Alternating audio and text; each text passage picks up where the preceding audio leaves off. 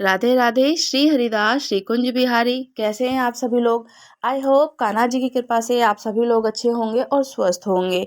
शिव पुराण में वर्णित है प्रदोष व्रत की कथा और शिव पार्वती जी की कथा सुनने से जीवन में अपार सफलता, संतान सुख, धन वैभव, लक्ष्मी, सुख समृद्धि, मोक्ष की प्राप्ति होती है। प्रदोष का व्रत, प्रदोष का दिन, प्रदोष का समय बाबा महादेव पिताजी को समर्पित किया जाता है और बहुत प्रिय है। जो शिव भक्त होते हैं तो प्रदोष का व्रत अवश्य करना चाहिए। और प्रदोष के व्रत की अनेकों पौराणिक कथाएं हैं। कहते हैं कि प्रदोष काल का व्रत करने से, प्रदोष का व्रत करने से बाबा महादेव पिताजी और माँ पार्वती जगत जननी जी बहुत प्रसन्न होती हैं। उनकी कृपा बनी रहती है। जो निसंतान दंपति होते हैं उन्हें प्रदोष का व्रत अवश्य करना चाहिए। प्रदोष का व्रत 26 एकादशी होती हैं जैसे, वैसे ही 26 प्रदोष का व्रत होता है। 24 प्रदोष होते हैं, 26 प्रदोष होते हैं। तो इसी प्रकार से व्रत करना चाहिए। जो निसंतान दंपति होती हैं उन्हें प्रदोष का व्रत दोनों पति पत्नी को एक साथ मिलकर करना चाहिए। एक मंदिर में एक ही दीपक में दो लंबी बाती का दीपक, घी का दीपक को प्रज्वलित करें और बाबा महादेव पिताजी से अपनी मन की मनोकामनाएं कहें।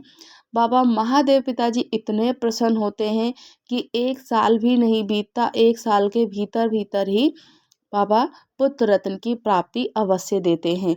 तो प्रदोष का व्रत निसंतान दंपतियों के लिए बहुत बहुत शुभ माना जाता है।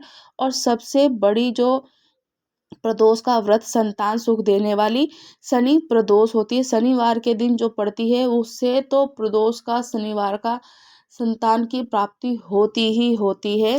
तो प्रदोष के व्रत की अनेक पौराणिक कथाएं हैं जो कि शिव जी की कृपा पाने के लिए, शिव जी की मनोवांछित फल को पाने के लिए किया जाता है, उनको प्रसन्न करने के लिए किया जाता है। प्रदोष काल में शिव जी और पार्वती माता की बहुत सारी कथाएं हैं जो कि समुद्र मंथन से भी जुड़ी हुई हैं।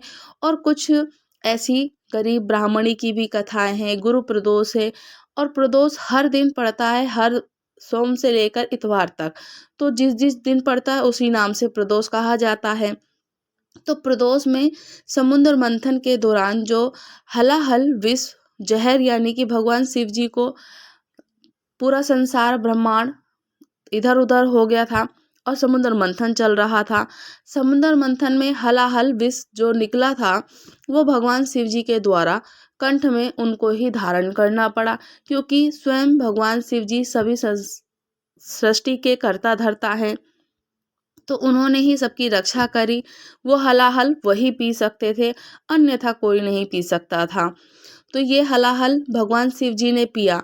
जब माता पार्वती ने उनके गले पर हाथ रखा तो विष के प्रभाव को शांत करने से भी जुड़ी हुई है। कहते हैं कि जब उनके पति महादेव पिताजी ये विष पी रहे थे तो माता पार्वती विहिल हो उठी थी और उनके कंठ में निवास कर गई थी। उनके कंठ में से वो जो विष था हलाहल नीचे नहीं जाने दिया उन्होंने और उनके कंठ पर ही पड़ गया। तब से बाबा महादेव पिताजी का नाम नीलकंठ भी हो गया था। तो विष के प्रभाव को शांत करने के लिए उनके कंठ पर निवास कर गई और नीलकंठ कहलाए। तो इसी शुभ प्रदोष काल को जो प्रसन्न हुए थे भगवान शिव पार्वती जी ने, इतना प्रसन्न हो गए कि नंदी के सींगों के बीच में दोनों ने नृत्य किया और इसी दिन प्रदोष का व्रत आरंभ हो गया, जो कि भक्तों को सभी सुख देकर हर मनोकामनाओं को पूरी करता है। कहते हैं कि जब समुद्र मंथन हुआ तो हलाहल विष निकला और बाबा महादेव पिताजी ने पिया। जब उनका विष शांत हुआ तो दोनों इतने प्रसन्न हुए कि नंदी के सींगों के बीच में ही नृत्य किया और इसी दिन से प्रदोष का व्रत आरंभ हो गया। एक अन्य कथा ये भी है, पौराणिक कथाएं बहुत सारी मिलती हैं शिव जी की प्रदोष के व्रत की, एक साहूकार की, एक शिकारी की, गरीब ब्राह्मणी की। तो ऐसे ही हर बार जो पढ़ते हैं तो उस दिन के नाम से ही जाने जाते हैं। तो प्रदोष का व्रत वही सुख जीवन देने वाला, जिसमें ये सिद्ध होता है कि प्रदोष का व्रत शिव पार्वती जी के भक्तों को भाग्य में बदला होता है। भाग्य बदल जाते हैं। निसंतान दंपत्ति होती है जो उनको संतान का सुख मिलता है, जिनको धन वैभव लक्ष्मी यक्ष सब कुछ चाहिए होता है वो मनोवांछित फल देते हैं। बाबा महादेव पिताजी की कृपा इतनी बड़ी है कि वो हर मनोकामना को पूर्ण कर देते हैं। समुद्र मंथन के दौरान अमृत के साथ भयंकर विष भी निकला, तो ब्रह्मांड में नष्ट होने का भय था, जिसे भगवान शिव जी ने धारण किया। सभी देवता चिंतित होकर भगवान शिव जी के पास पहुंचे और उनसे प्रार्थना करने लगे। तो भगवान शिव जी ने ब्रह्मांड की रक्षा के लिए उस विष को अपने कंठ में धारण कर लिया और उनको नीला पड़ गया था उनका कंठ, तो नीलकंठ महादेव भी कहलाए। विष के प्रभाव को कम करने के लिए माता पार्वती ने अपने हाथ से शिव जी के कंठ को स्पर्श किया, जिससे उन्हें पीड़ा से मुक्ति मिल गई और प्रसन्न होकर के उन्होंने नंदी के जो सिंगों के बीच में नृत्य किया। तो ये जिस दिन शुभ घड़ी आरंभ हुई, प्रदोष काल का समय था, तो इसी दिन से प्रदोष का व्रत आरंभ हो गया था। और कहते हैं कि प्रदोष का व्रत करने से जो भी व्यक्ति हो, गंधर्व कन्या अंशुमति राजकुमार को देखा और मोहित हो गई थी, तो जो भी व्रत करता है तो उसको पुण्य फल की प्राप्ति होती ही होती है। प्रदोष का महत्व है कि प्रदोष काल में भगवान शिव जी कैलाश पर्वत पर नृत्य करते हैं और सभी देवता उनकी पूजा करते हैं। इस व्रत को जो भी पूजा करते हैं तो उसके सभी पाप नष्ट हो जाते हैं, कर्ज से मुक्ति मिलती है, ग्रहों से दोष मिलता है, निवारण होता है रोगों से, और सभी मनोकामनाएं पूर्ण होती हैं। अब जैसे कि ये कहते हैं कि सबसे पहले किसने प्रदोष का व्रत किया। प्रदोष का व्रत सबसे पहले चंद्र देवता ने किया था। प्रदोष का व्रत देखिए बहुत बहुत पुण्य फल होता है और बहुत शुभ होता है। तो प्रदोष का व्रत सबसे पहले जो शुरू किया था, प्रदोष का सबसे पहले जो सर्वप्रथम व्रत किया था चंद्र देवता ने किया था। चंद्रदेव ने जो व्रत किया, प्रदोष का व्रत त्रयोदशी तिथि पर रखने जाने वाली जो व्रत होता है, प्रदोष का व्रत विशेष महत्व होता है और ये भगवान शिव जी को समर्पित है ही। सोमवार को अगर पड़ती है तो सोम प्रदोष कहलाती है। हर दिन अलग अलग नाम हो जाते हैं, मंगल भौम प्रदोष, बुध प्रदोष, गुरु प्रदोष। तो त्रयोदशी की तिथि के दिन रखे जाने वाली प्रदोष व्रत का विशेष महत्व है और भगवान शिव जी को समर्पित किया जाता है। तो कहते हैं कि सोम प्रदोष व्रत करने से चंद्रमा को शुभ प्रभाव प्राप्त हुआ था। शास्त्रों के अनुसार किसी भी प्रदोष व्रत में भगवान शिव जी की पूजा अर्चना सूर्यास्त से, जो कि 45 मिनट से पहले और 45 मिनट तक बाद की जाती है। इस दिन महामृत्युंजय मंत्र का जाप 108 बार किया जाता है और मान्यता है कि सबसे पहले इस व्रत को चंद्रदेव ने किया था। श्राप के कारण चंद्रदेव को क्षय रोग हो गया था। उनको दक्ष प्रजापति जी ने श्राप दे दिया था और उनको क्षय रोग हो गया। तो इससे मुक्ति पाने के लिए चंद्रदेव ने त्रयोदशी तिथि पर भगवान शिव जी के लिए प्रदोष का व्रत किया। भगवान शिव माँ पार्वती की अनुकंपा से चंद्रदेव का क्षय रोग समाप्त हो गया।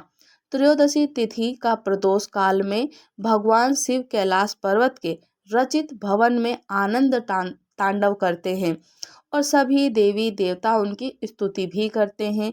जो व्यक्ति हर माह के प्रदोष व्रत को रखता है, उस पर भगवान शिव माँ पार्वती जगत जननी की असीम कृपा बनी रहती है और प्रदोष के व्रत रखने से सभी मनोकामनाएं पूर्ण होती हैं। इस दिन माँ पार्वती भगवान शिव जी की पूजा से पहले गणेश जी की पूजन अर्चन करना बहुत आवश्यक है। प्रदोष का व्रत चंद्र प्रदोषम कहा जाता है और प्रदोष में निराजल व्रत भी रखा जाता है। जो निराजल व्रत नहीं रख सकते, एक समय भोजन आहार कर सकते हैं और भोजन भी मीठा ही होना चाहिए। नमक और मिर्च का भोजन नहीं करना चाहिए, फलाहार ही करना चाहिए। मान्यता ये है कि एक प्रदोष व्रत करने का फल 2 गायों को दान करने के बराबर माना जाता है। इस दिन व्रत में मन को शुद्ध रखना चाहिए। प्रदोष व्रत की विधि की जो पूजा है, सुबह स्नान करके गुलाबी वस्त्र धारण करें और शिवलिंग पर गुड़ घी मिलाकर जल अर्पित करनी चाहिए। माँ लक्ष्मी घर में सदैव वास करती हैं और प्रदोष के दिन बैल को हरी घास खिलाने का सुख समृद्धि प्राप्त होती है। और कहते हैं कि प्रदोष का व्रत करना चाहिए। प्रदोष के व्रत में ठाकुर जी के साथ साथ शिव जी की पूजन अर्चन, बेलपत्र के वृक्ष के नीचे पूजन करना चाहिए, घी का दीपक प्रज्वलित करना चाहिए और घी का दीपक प्रज्वलित करके उनकी पूजन अर्चन करनी चाहिए। अगर आप संतान प्राप्ति के लिए दीपक प्रज्वलित कर रहे हैं तो घी का दीपक, 2 लंबी बाती का घी का दीपक प्रज्वलित करके उसका मुख अपनी ओर रखना चाहिए और बाबा महादेव पिताजी से कहना चाहिए कि मुझे संतान की प्राप्ति हो, मैं ऐसा पुत्र रत्न प्राप्त करना चाहती हूँ और मैंने इस कारण से ये व्रत रखा है। आप व्रत का संकल्प ले करके उनको अपने मन की बात कहें, अभिलाषा कहें और अवश्य व्रत का जो पूर्ण व्रत मिलता है तो भगवान सबकी मनोकामना पूरी करते हैं। तो जैसे भगवान सबकी मनोकामना पूरी करते हैं वैसे ही बाबा महादेव पिताजी मेरे भी मन की मनोकामना पूर्ण करें, मुझे भी पुत्र रत्न की प्राप्ति दें, ऐसी अपने मन की बात कहें। त्रयोदशी तिथि में शाम को ही पूजा का सबसे बड़ा महत्व माना जाता है। शाम को यानी कि सूर्य अस्त होने से पहले और सूर्य अस्त होने के बाद, तो ये शाम का समय होता है। शाम का जो समय पूजा करने का होता है तो ये दिन और ये समय सबसे विशेष महत्व रखता है। प्रदोष व्रत को मंगलकारी, एक शिव की कृपा दिलाने वाला माना जाता है। गुरु प्रदोष त्रयोदशी व्रत करने वाले को 100 गाय के दान करने का फल प्राप्त होता है। ये सभी प्रकार के कष्ट और पापों को नष्ट करता है। इस व्रत की कथा को श्रवण करने से, सुनने से, सुनाने से या किसी को भी बताने से ऐश्वर्य और विजय का शुभ वरदान मिलता है। गुरु प्रदोष के व्रत शत्रुओं का नाश करने वाला है। जो भी घर में या बाहर या हमारी तरक्की से जलते हैं तो गुरुवार का जो प्रदोष पड़ता है शत्रुओं का नाश करता है। तो गुरुवार के प्रदोष के व्रत की कथा के अनुसार श्री सूत जी कहते हैं ये अति श्रेष्ठ शत्रु विनाशक भक्ति प्रिय व्रत है। गुरुवार की त्रयोदशी पढ़ने वाली पौराणिक कथाएं जो पढ़ी जाती हैं उससे अत्यंत पुण्य फल प्राप्त होता है। इस व्रत की कथा के अनुसार एक बार इंद्र और वत्सासुर की सेना ने घनघोर युद्ध हो गया था। देवताओं ने दैत्य सेना को पराजित कर नष्ट और भ्रष्ट कर डाला। ये देख वत्सासुर अत्यंत क्रोधित हो स्वयं युद्ध को उद्यत हुआ। आसुरी माया से उसने विकराल रूप धारण कर लिया। वत्सासुर ने सभी देवता भयभीत होकर गुरुदेव बृहस्पति जी की शरण में पहुंच गए। बृहस्पति महाराज बोले, पहले तो तुम्हें वत्सासुर का वास्तविक मैं परिचय दे देता हूँ, उसे ध्यान पूर्वक से सुनना। वत्सासुर बड़ा तपस्वी और कर्मनिष्ठ है। उसने गंधमादन पर्वत पर घोर तपस्या करके शिव जी को प्रसन्न किया है। पूर्व समय में वह चित्ररथ नाम का एक राजा था। एक बार वह अपने विमान से कैलाश पर्वत चला गया और वहां शिव जी के वाम अंग में माता पार्वती जी को विराजमान देखकर वह उपहास पूर्वक बोला कि हे प्रभु, मोह माया में फंसे होने के कारण हम स्त्रियों के वशीभूत रहते हैं और किंतु दो देवलोक में ऐसा दृष्टिगोचर नहीं हुआ। तो स्त्री आलिंगनबद्ध हो सभा में बैठे, ऐसे उन्होंने कहा। चित्ररथ के ये वचन सुन सर्वव्यापी शिव शंकर हंसकर बोलते हैं कि हे राजन, मेरा व्यवहारिक दृष्टिकोण पृथक है। मैंने मृत्युदाता कालकूट महाविष का पान किया है, फिर भी तुम लोग साधारण जन की भांति मेरा उपहास क्यों उड़ाते हो।